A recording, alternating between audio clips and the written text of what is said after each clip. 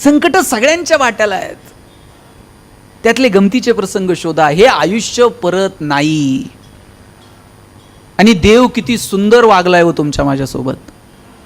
जन्माला येण्याची बातमी 9 महिने आधी सांगताय. कोणतरी येणार आहे, तयारीला लागा.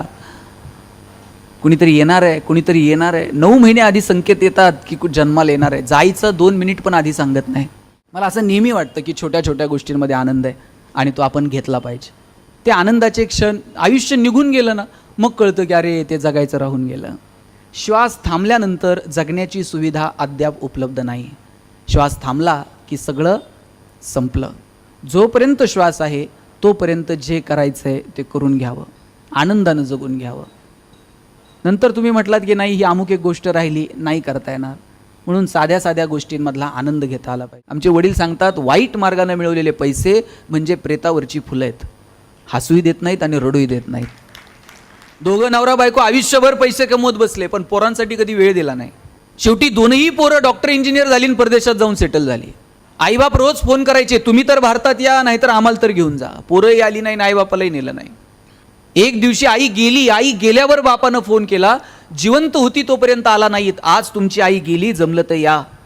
2 मुलांपैकी एक मुलगा आला, आईला अग्नी दिला आणि लगेच परदेशात जायला निघाला. वडिलांनी विचारलं, राजा 8-10 दिवस थांब. ती होती तोपर्यंत जुने फोटो बघत दिवस काढले, आता घरात बोलायला माणूस उरलं नाही, जरा सवय लागेपर्यंत थांबशील. पोरानं बापाच्या हातात 50,000 रुपये टेकवले आणि सांगितलं, आईचा पेपरला फोटो द्या, भावपूर्ण श्रद्धांजली म्हणून आमच्या दोघांची नावं घाला, गावाला गोडधोड जीव घाला, पण 10 दिवस नाही थांबता यायचं. वडील म्हणले, तिनं 9 महिने पोटात वाढवलं. आई कधी म्हणली नाही पोटाचं भाडं दे, टाळू भरली, तेलाचे पैसे दे. आम्ही तुमच्यासाठी कमवत बसलो रे, तुमच्यासाठी हिशोब मांडले नाही, तो हातात पैसे टेकून चालला. पोरगं म्हणलं, बाबा तुम्हाला आठवतं का, शाळेत पहिल्यांदा भाषण करणार होतो, तुम्हाला म्हटलं माझं भाषण ऐकायला या, तुम्ही 50 रुपयाची नोट हातात टेकवली, सांगितलं आज महत्वाची कामं आहेत तू जा. शाळेत पहिल्यांदा गाणं म्हणणार होतो, म्हटलं बाबा 15 ऑगस्टला गाणं ऐकायला याल का, तुम्ही 100 रुपये हातात टेकवले पण कधी माझ्यासोबत शाळेत आला नाहीत. बाबा ज्यावेळेस मला वाटलं तुमच्या हातात हात घालून फिरावं त्यावेळेस तुमचा हात मिळाला नाही. ज्यावेळेस वाटलं तुमच्या खांद्यावर डोकं ठेवून रडावं, बाबा तुमचा खांदा मिळाला नाही. आता आमच्याकडं खूप पैसे आहेत पण 10 दिवस एवढा वेळ नाही. वडील म्हटले, दोघांना फोन केलता, एकटाच आला, थोरला का आला नाही. पोरगं म्हटलं, दादाला म्हटलं होतं चल, आईला शेवटचं बघून येऊ. मग दादा म्हटला, मला महत्वाची कामं आहेत, आईच्या वेळेस तू जा, बाबांच्या वेळेस मी जाईल. आई वडिलांना सुद्धा दिवसांसाठी वाटून घेणारी मुलं जन्माला येतील आणि याच्यासाठी साहेब आमची पिढी कारणीभूत नसेल, तुमच्या पिढीचा गाफीलपणा कारणीभूत असेल. आमच्यासाठी पैसे विषय कमवून ठेवायच्या फंदात अजिबात पडू नका. आमच्या मनगटात रग निर्माण करता येईल का कमवण्याची, आणि तेही चांगल्या मार्गानं. आमचे वडील सांगतात वाईट मार्गानं मिळवलेले पैसे म्हणजे प्रेतावरची फुलं आहेत. हसूही देत नाहीत आणि रडूही देत नाहीत. 10 साखर कारखान्याचे शेअर्स घेता येतील पण डॉक्टर सांगतील चमचावर पण खाऊ नका. दिवाण बनवून घ्याल झोपायला 10 लाखाचा पण डॉक्टर सांगतील मनक्यात गॅप आहे, चटईवर झोपत चला. आम्ही कुठे घेऊन जाणार आहोत. एक दिवस असा येईल की तुम्हाला तुमची प्रगती समाधानाच्या पातळीवरती मोजावी लागेल. तुम्हाला मी साधं उदाहरण सांगतो. मी ज्यावेळेस कॉलेजला गेलो त्यावेळेस माझ्या सरांनी मला विचारलं, गणेश तुला MBA कशात करायचं. म्हटलं मला ह्युमन रिसोर्स मॅनेजमेंटमध्ये MBA करायचं. वर्गात ते प्रत्येकाला विचारायचे कोण MBA कशात करणार. आमच्या वर्गात एक बोबडं बोलणारं पोरग होतं. मुलांना तुमच्यासाठी सांगतो, तुम्हाला वाटतं मला बोलता येत नाही, मला हे करता येत, असले न्यूनगंड मनात ठेवायचे नाही. मी गरीब कुटुंबात जन्माला आलो, मला ह्या सुविधा नाहीत, असलं काही नसतं जगात. सुख दुःख हे सगळं आपल्या आपल्या भोवती फिरत असतं. त्या कोशातून ज्यांना बाहेर पडता येतं ना त्यांचं जगणं समृद्ध होतं. त्या पोराला बोबडं बोलायचं, नीट बोलता यायचं नाही. त्याला विचारलं MBA कशात करणार, पोराने ठणकून सांगितलं मार्केटिंगमध्ये MBA करणार. म्हटलं सर, म्हटलं र बोलता येईन तू मार्केटिंग, तुझं बॅकग्राऊंड कॉमर्स आहे, फायनान्समध्ये कर. पोरग वर्गात उठून उभं राहिला, म्हणला चल कलनाल तर मार्केटिंगमध्ये MBA कलनाल, नाही तर शिकणार नाही. म्हटलं सर म्हणले तुला काय करायचं आहे ते कर, परीक्षा घेऊयात आणि शोधूयात कुणामध्ये मार्केटिंगचं टॅलेंट आहे. म्हटलं ठीक आहे. आम्हाला 100 पोरांनो रामायणाच्या प्रती दिल्या. आणि सांगितलं या रामायणाच्या प्रती बाजारात जाऊन विकून यायच्या. ज्याच्या सगळ्यात जास्त प्रती विकल्या जातील आपण समजूयात की त्याच्यामध्ये मार्केटिंगचं टॅलेंट आहे. म्हटलं ठीक आहे. आम्हाला वाटलं आम्ही बोलणारी पोरं अशा 100 प्रती विकून येऊ बाजारात. 8 दिवस बाजारात फिरलो. 9व्या दिवशी वर्गात आलो. सरांनी विचारलं, गणेश 100 पैकी किती प्रती गेल्या? म्हटलं 4. राहुल 8, संतोष 10. मार्क मिळवणारी पोरं पण 20 पेक्षा जास्त प्रती कुणाच्याच गेल्या नाही. ते बोबडं बोलणारं पोरगं मागच्या बाकावर बसायचं. त्याला विचारलं तुझ्या किती गेल्या रे? म्हणला सल 100च्या 100 प्रती विकून आलं. म्हटलं सर, म्हटले केलं काय? मार्केटिंगची कोणती स्ट्रॅटेजी, कोणतं रेफरन्स बुक? म्हणला काहीच केलं नाही. म्हटले मग? लोकांच्या दालात जायचो, उभं राहायचो, बेल दाबायचो, लोक बाहेर यायची. लोक बाहेर आली की समोर लामायण ठेवायचो आणि सांगायचं हे लामायण विकत घेता का वाचून दाखवू? लोक म्हणायची वाचून नको दाखवू, तुझं रामायण विकत घेतो. आता बोबडं बोलणं विकनेस आहे का स्ट्रेंथ आहे? आणि त्यानं जर तो तसाच दाबून ठेवला असता तर स्ट्रेंथ ठरला असता का? निश्चित ठरला नसता. आपल्या प्रत्येकात काहीतरी वेगळेपण आहे. ते वेगळेपण आपल्याला ओळखता आलं पाहिजे. ज्या दिवशी आपल्याला आपल्यातलं वेगळेपण सापडलं ना, त्या दिवशी जगणं सुंदर आहे. आणि तुमच्यासाठी मदत करणारे असे असंख्य हात आहेत. ज्या दिवशी असं वाटेल ना आपल्याकडे काय थोडंसं असं खचल्यासारखं वाटेल, त्यावेळेस सरांकडे बघायचं. मला वाटतं आईबाप म्हणून काही नाही तर किमान मोठी स्वप्न तर पोरांना दाखवा की अरे तू करू शकतो, मी आहे तुझ्यासोबत. ते पोरगं काही वेगळं करायला गेलं का बाप सांगतंय अंथरून पाहून पाय पसर. चला ते पोरगं हातपाय खोडून खोडून मरून गेलं, पण बापानं काही त्याला कधी बापानं सांगितलं पाहिजे हातपाय पसर, अंथरुणाचं काय करायचं तुझा बाप बघल. एवढी धमक आपल्याला आपल्या लेकरात निर्माण करता आली पाहिजे. ही धमक, ही स्वप्न तरी किमान आपल्याला आपल्या मुलांना दाखवता आली पाहिजेत. अहो आयुष्यातला संघर्ष, त्यात सुद्धा मजा आहे. ज्यावेळेस तह झाला आणि किल्ले द्यावे लागले मिर्झा राजेला, औरंगजेबाला भेटायला निघाले राजे. जाताना एकटे गेले गाव. एकटे जाऊ शकले असते पण संभाजीराजांना घेऊन गेले. एखादा बाप म्हटला असता पोराला इकडं संकटात कुठं, पण शिवाजीराजे घेऊन गेले संभाजीराजांना. का? आत्तापर्यंत तू जिंकणं बघितलं, संघर्ष सुद्धा कळायला नको? आयुष्यातला संघर्ष कळावा. मधला जो प्रवास आहे, या प्रवासात काहीतरी गप्पा झाल्या असतील का नाही शिवाजीराजांच्या आणि संभाजीराजांच्या? तिथं आग्र्याला पोहोचेपर्यंत काय बोलले असतील शिवाजीराजे संभाजीराजांना? स्विस बँकेत आपला अकाउंट आहे, पासवर्ड सांगून जातो, पुण्यात आपले 2 फ्लॅट आहेत. काय बोलले का असतील शिवाजीराजे? शिवाजीराजांनी सांगितलं असेल शंभूराजे आतापर्यंत जिंकणं बघितलं, चला आता संघर्ष पहा.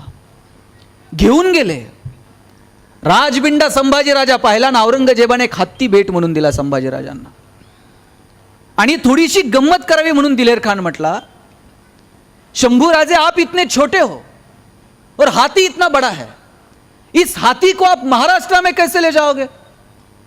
एवढा संभाजी राजा दिलेर खानाच्या डोळ्यात डोळे घालून सांगतोय तो जानवर है, बैठ कर जाएंगे, नहीं आया तो खींच कर ले जाएंगे, लेकिन हमारे आबा साहब ने जो आपको किले दिए हैं वो तो अभी महाराष्ट्र में है, उन्हें आप आगरा कैसे ले आओगे?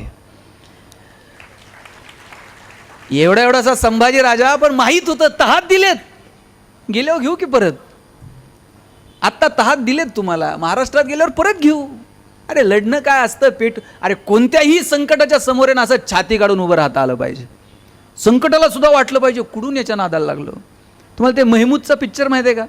ते महमूद, आता तुम्ही तुमच्या पिढीने हे पिक्चर पाहिले असतील. मला तो सीन इतका माझ्या मनावर कोरला गेला. त्या महमूदच्या अशी छातीवर बंदूक ठेवली एका गुंडानं आणि त्याला विचारलं बोल तेरी आखरी ख्वाहिश काय. कसलं संकट आहे हे? छातीवर बंदूक ठेवून त्याला विचारलं बोल तेरी आखरी ख्वाहिश क्या है. महमूद म्हटलं आखरी ख्वाहिश तेरी बंदूक मुझे दे दे म्हटलं. अरे कसलं भन्नाट आहे. असं संकटाच्या सुद्धा डोळ्यात डोळे घालून मिश्किलपणे कधीतरी बघता आलं पाहिजे. संकट सगळ्यांच्या वाट्याला आहेत, त्यातले गमतीचे प्रसंग शोधा. हे आयुष्य परत नाही. आणि देव किती सुंदर वागलाय हो तुमच्या माझ्यासोबत. जन्म लेण्याची बातमी 9 महिने आधी सांगताय. कोणतरी येणार आहे, तयारीला लागा. कुणीतरी येणार आहे, कुणीतरी येणार आहे. 9 महिने आधी संकेत येतात की जन्माला येणार आहे. जायचं 2 मिनिट पण आधी सांगत नाही. आणि जायचा जर मेल आधी पाठवला असताना देवानं आटपून घ्या, लोक मेल आल्याबरोबर गेली असती. अरे काय म्हणले असते. काल एक जणाला विचारलं, ते ससा कासवाची गोष्ट माहिती आहे का पुरींनो तुम्हाला? ससा कासवाच्या गोष्टीत कोण जिंकलं? कासव जिंकलं.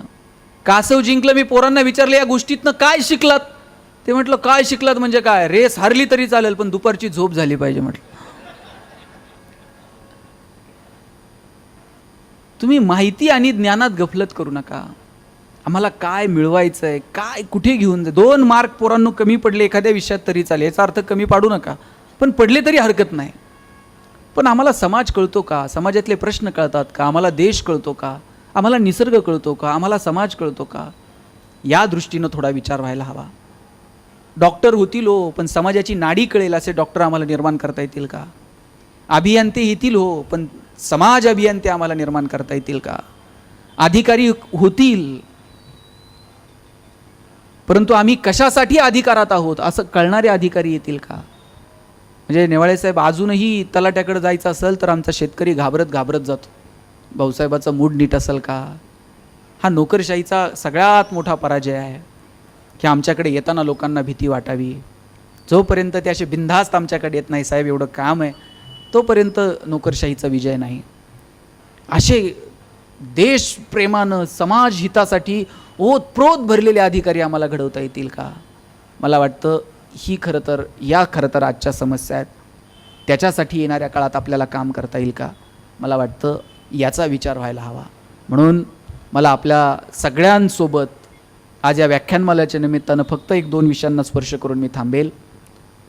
निसर्ग, समाज आणि अर्थकारण हे जे 3 मुद्दे आहेत याच्यावरती वारंवार चर्चा व्हायला हवी, याच्यावरती काम व्हायला हवं.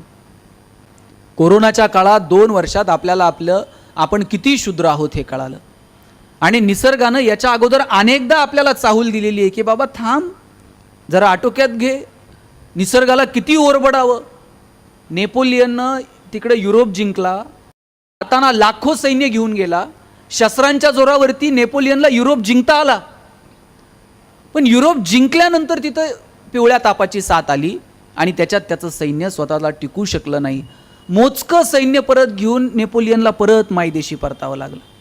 शस्त्रांच्या जोरावरती युरोप जिंकता आला, पण साध्या पिवळ्या तापाच्या साथीसमोर त्याचं सैन्य टिकाव धरू शकलं नाही.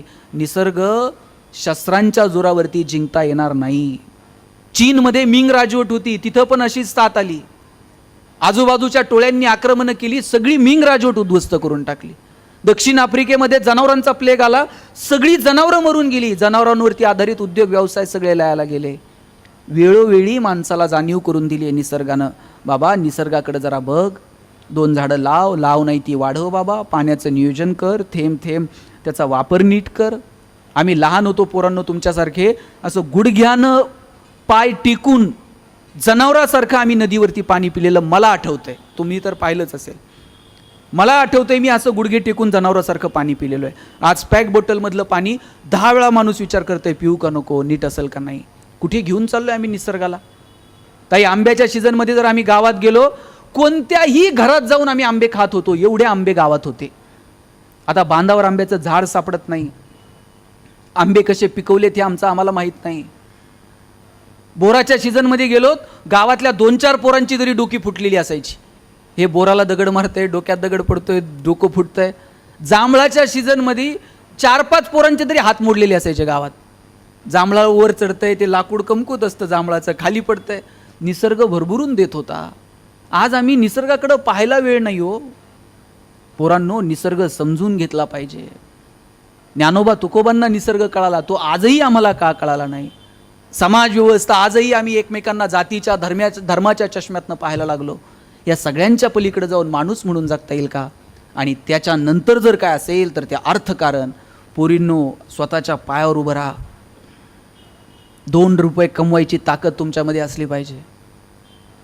उद्या काहीतरी उद्योगात जाल, व्यवसायात जाल, 2-4 हजार कर्मचारी तुमच्या कंपनीत कामाला असतील. असं ज्या वेळेस मस्तपैकी गाडीवर गाडीत याल ना, ते सॅल्यूट मारते बघा गेटवरचा, आणि मग एखाद दिवशी येताना तुम्ही तुमच्या आईला घेऊन यायचं. ते गेटवरचं असं सॅल्यूट मारताना काय आनंद असेल तुमच्या आईच्या चेहऱ्यावर, मला खरं सांगा. मग का बरं आपण आपल्या आयुष्यात कष्ट करू नयेत? का आपण मोठं होऊ नये? आणि पोरांनो, तुम्ही सुद्धा लक्षात ठेवा, तुमच्यापेक्षा प्रत्येक क्षेत्रात आज पोरी पुढे आहेत. तुम्हाला राग आला का? राग अजिबात येऊन देऊ नका. पोरी किती हुशार असल्या तरी शेवटी तुम्हालाच मिळणार आहेत.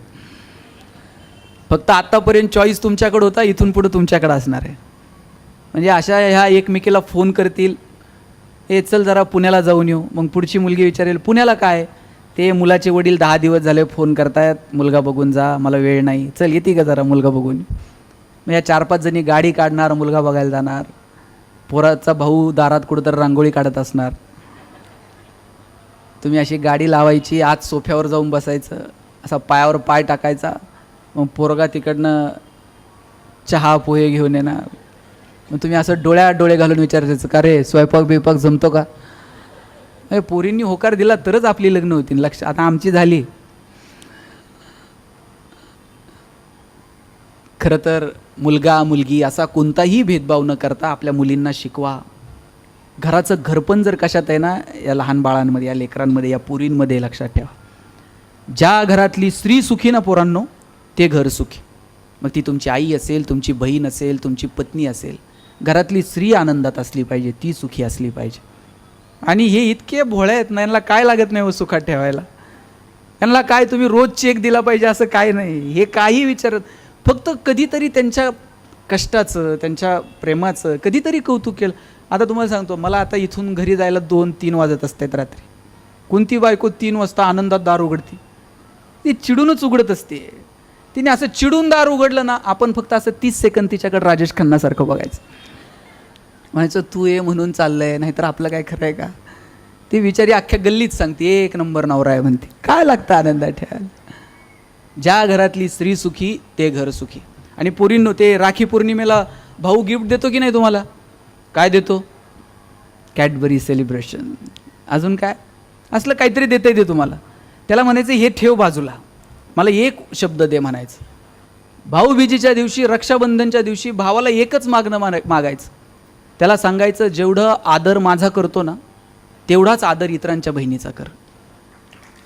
म्हणजे कोणत्या बहिणीसाठी मोर्चे काढावे लागणार नाहीत, कॅन्डल मार्च काढावे लागणार नाहीत. एवढं जर तुम्ही केलं ना तरीसुद्धा खूप झालं. आणि म्हणून जाताना हा संदेश देईल की पोरींना शिकवा. या जगाची निर्मिती, ह्या निसर्ग हा तुमच्यापासून आहे हो. आई म्हणून तुमच्याकडे पाहिलं जातं, बहीण म्हणून. अहो, ज्ञानोबा ताटी लावून बसले होते. ज्ञानोबांना ताटी उघडा कुणी सांगावं? कोणात एवढं धाडस आहे की ज्ञानोबांना जाऊन म्हणायचं ताटी उघडा? एवढी एवढीशी मुक्ताई पुढे गेली, म्हणाली, चिंता क्रोध मागे सारा, ताटी उघडा ज्ञानेश्वरा. एवढ्याशा मुक्ताईना हाक दिली, म्हणून ज्ञानोबांनी ताटी उघडली, आणि म्हणून ज्ञानेश्वरी तुमच्या माझ्या समोर आहे. 1400 वर्ष जगले चांगदेव महाराज. कोरं पत्र पाठवलं, मुक्ताईच्या हातात पडलं. मुक्ताई म्हणली, चांगदेवा 1400 वर्ष जगलात, पण कोरे ते कोरेच राहिलात. 1400 वर्ष जगलेल्या चांगदेव महाराजांना एवढ्याशा मुक्ताईनं जगण्याचा अर्थ समजून सांगितला. मगाशी महाजन सरांनी नमस्कार केला आणि तुमच्याकडून प्रतिनमस्कार आला नाही. हे सगळे भावंड नामदेवरायांना भेटायला गेलते, निवृत्ती, ज्ञानदेव, सोपानंद, मुक्ताई. ह्या सगळ्यांनी नमस्कार केला, पण मुक्तीनं मात्र नमस्कार केला नाही. आणि जाताना ज्ञानोबा चिडले, म्हणले, मुक्ते, आम्ही सगळ्यांनी नामदेवरायाला नमस्कार केला, तू का केला नाही? तेव्हा मुक्ताई म्हटली, दादा, तुम्ही जेवढा समजता ना तेवढा नामा अजून मोठा झाला नाही. ते म्हणले, काय म्हणतेस? नामदेवरायांचा अधिकार एवढा आहे, नामदेवराय जर कीर्तनाला लागले तर देवसुद्धा नाचतो, आणि तू म्हणती नामा अजून मोठा झाला नाही? मुक्ताई म्हणली, दादा, साधा शिष्टाचार आहे, नमस्काराला प्रतिनमस्कार करायचा असतो. तुम्ही नमस्कार केल्यानंतर नामदेवरायांनी तुम्हाला नमस्कार केला नाही, नामा अजून मोठा झाला नाही. आणि मुक्ताईंनी बोलून घेतलं नामदेवरायांना. आळंदीला या म्हणले, आमच्या सिद्धेश्वरांनी बोलवले. आणि मग गोरोबा काकांनी डोक्यात धापटणं मारून सगळ्यांची परीक्षा घेतली, सगळ्यांच्या डोक्यात मारलं. नामदेवरायांच्या मारायला लागले. नामदेवराय म्हणले, मारू नको. म्हणले, हे कच्चं मडकं आहे, हे पक्कं करावं लागेल, गुरु करावा लागेल. गुरुनी मार्ग दाखवला. सांगायचं तात्पर्य, मुलींमध्ये प्रचंड ताकद आहे, त्यांना शिकवा. नाही म्हणले, ते पोरगी नको. म्हणले, का? ते वंशाला दिवा लागतो म्हणले. वंशाला काय पंथी चालत नाही का? नाही म्हणले, पण ते चितेला आग लावायला पोरगी नको का? मला खरं सांगा, गॅस कोण चांगलं पेटवतं? चूल कोण चांगलं पेटवतं? आणि मग चिता कोण चांगली पेटवल? त्याला पोरगाच कशाला पाहिजे हो? मुलगी घराचं घरपण आहे, म्हणून तिला शिकवा, तिच्यासाठी मोठी स्वप्न बघा, तिला जेवढं करता येईल तेवढं तिच्यासाठी करा. मुलगा मुलगी असा भेदभाव न करता त्यांना भरभरून जेवढं देता येईल ना तेवढं द्या. तुम्ही त्यांच्यासाठी किती संपत्ती कमवली हे महत्त्वाचं नाही, पण तुम्ही त्यांना किती प्रेम, किती आस्था, किती त्यांच्याशी बोललात, किती संवाद साधलात, त्यांच्यामध्ये किती धाडस निर्माण करू शकलात, त्यांच्यामध्ये किती ताकद निर्माण करू शकलात, मला वाटतं ती महत्त्वाची आहे. त्यासाठी आपण भरभरून काम करू, एकमेकांचं जगणं सुंदर व्हावं याच्यासाठी प्रयत्न करू. आयुष्यातल्या छोट्या छोट्या गोष्टींचा आनंद घ्यायला विसरू नका. मोठी स्वप्न बघा, पण छोट्या गोष्टीचा आनंद घेणं मात्र विसरू नये. शेवटच्या 1 मिनिटात सांगतो, मला असं नेहमी वाटतं की छोट्या छोट्या गोष्टींमध्ये आनंद आहे आणि तो आपण घेतला पाहिजे. ते आनंदाचे क्षण आयुष्य निघून गेलं ना मग कळतं की अरे ते जगायचं राहून गेलं. श्वास थांबल्यानंतर जगण्याची सुविधा अद्याप उपलब्ध नाही. श्वास थांबला की सगळं संपलं. जोपर्यंत श्वास आहे तोपर्यंत जे करायचं आहे ते करून घ्यावं, आनंदानं जगून घ्यावं. नंतर तुम्ही म्हटलात की नाही ही अमुक एक गोष्ट राहिली, नाही करता येणार, म्हणून साध्या साध्या गोष्टींमधला आनंद घेता आला पाहिजे. माझे वडील शिक्षक, आमचं घर पत्र्याचं, अख्ख्या कॉलनीत सगळ्यांची घरं स्लॅबची, आमचंच एक पत्र्याचं. मी आईला म्हणायचो, आई सगळ्यांचं स्लॅबचं ना आपलंच पत्र्याचं का? आई म्हणायची तुझे वडील शिक्षक आहेत म्हणून घर पत्र्याचं. मला आता शासनाचा GR आहे का शिक्षकांनी स्लॅबची घरं बांधे? ती म्हणायची कार्ट्या नशिबान आहेस पत्र्याच्या घरात जन्माला आला. म्हटलं का? ती म्हणायची बघ घर गरम व्हायला लागलं का तुला कळतं उन्हाळा सुरू झाला आहे, घर गळायला लागलं का तुला कळतं पावसाळा सुरू झाला आहे. शेजारच्या स्लॅबच्या घरात उन्हाळाही कळत नाही आणि पावसाळाही कळत नाही. खास ऋतूंची ओळख व्हावी म्हणून भूगोल शिकवणाऱ्या तुझ्या बापानं असलं मॉडेल उभं केलं आहे म्हणायची. काय मजा होती हो जगण्यामध्ये. वडील एक चॉकलेट आणायचे आणि माझ्या बहिणीच्या हातात द्यायचे पुरींनो आणि सांगायचे गणेशाने तू अर्धा अर्ध करून खा. ताई चॉकलेटचे 2 भाग करायची, एक मोठा आणि एक, आणि ताई चॉकलेटचा मोठा भाग मला द्यायची आणि छोटा स्वतःला ठेवायची. चॉकलेट छोटं होतं पण आभाळा एवढा संस्कार करून गेलं. मोठ्या लोकांनी मोठ्या गोष्टी मोठ्या मनानं छोट्या लोकांना द्यायच्या असतात आणि जगात हे फक्त बहीण करू शकते, दुसरं कोणी नाही. म्हणून बहिणीचा सन्मान करा, आपल्याही आणि इतरांच्याही. तुम्ही ते म्हातारी माहिती आहे पुरींनो झाडातनं बाहेर यायची, पाहिली का तुम्ही? ती म्हातारी अजूनही तरुण आहे, पण ऐन तारुण्यात व्यसनाच्या नादी लागून आमची पोरं कधी म्हातारी झाली ते मात्र कळलं नाही. तुम्ही वहीत कधी मोराचा पीस ठेवलाय का? नाही ठेवला? ठेवून बघा. आम्ही ठेवायचो लहान असताना. आम्ही मोराचा पीस ठेवला तर आमचे सिनियर सांगायचे अजून 2 वर्ष ठेवायचा. म्हटलं मग काय होतं? म्हणले त्याला पिल्लू होतं. कधीच झालं नाही ते, पण वेड्या आशेनं 2-2 वर्ष तो मोराचा पीस वहीत आम्ही जपून ठेवला. म्हणून या छोट्या क्षणांचा मस्त आनंद घ्या, हसत राहा.